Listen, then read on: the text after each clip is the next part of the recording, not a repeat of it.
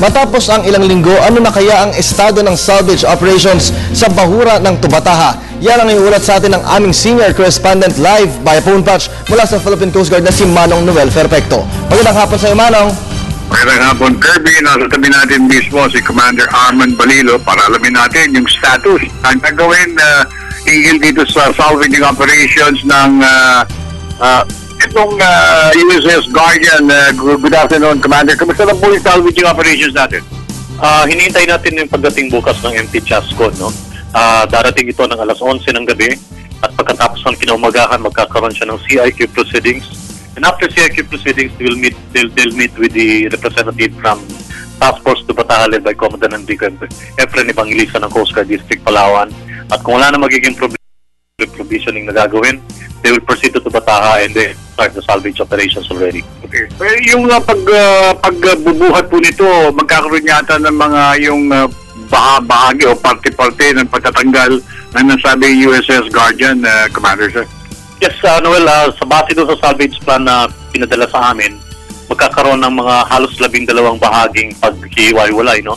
Magsisimula siya doon sa taas, tinatawag namin na mast, pagkatapos yung stock, yung bridge, yung mga decks niya, composed ng first and second deck, and then yung hull na hatiin sa 3 hanggang 4 na sections. We also gathered, Commander, na itong USS Guardian ay inalisan muna ng diesel bago ito sisimulan ng pagbibiyak sa darating na Lunes. Tama po ba yun? Yes, naalis na lahat ng kanyang fuel, no? Ito include diesel, lube oil, tsaka iba pang mga liquid sa barko.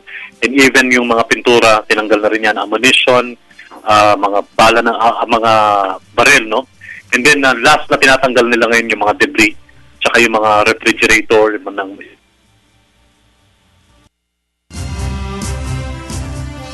chance to remove yung mga pwede pang ma-remove doon sa USS Guardian para pagdating ng MT Jascon, ready na for cutting.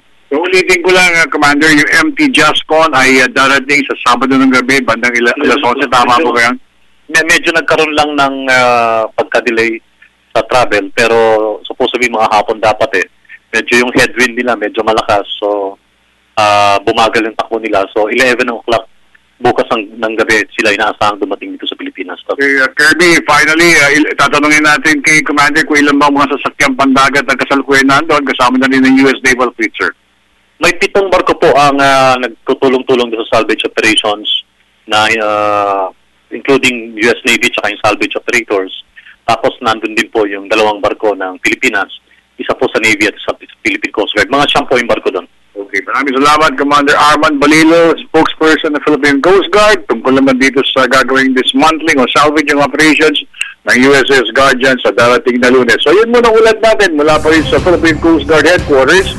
Kasama pa rin si Paul at Erwin Navarro ng World Perfecto Television ng Bayan.